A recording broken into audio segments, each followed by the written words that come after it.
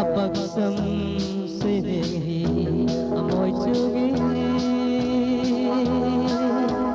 Sule supa singmi tasuklinge Dinasan amoy tuzol dingingin Tangay kadihay nubay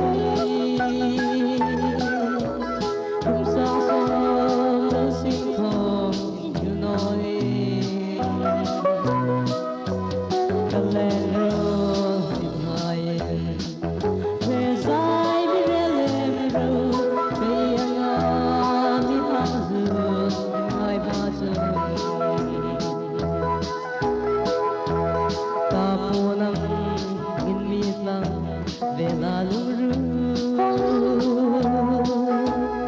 Izulengai dili palulona Until me hazutur zolunoni Tungai kadihay nabay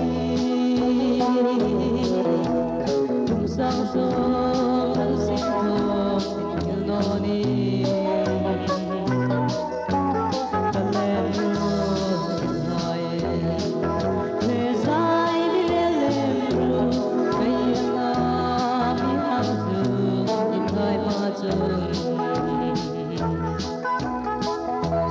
Kadiha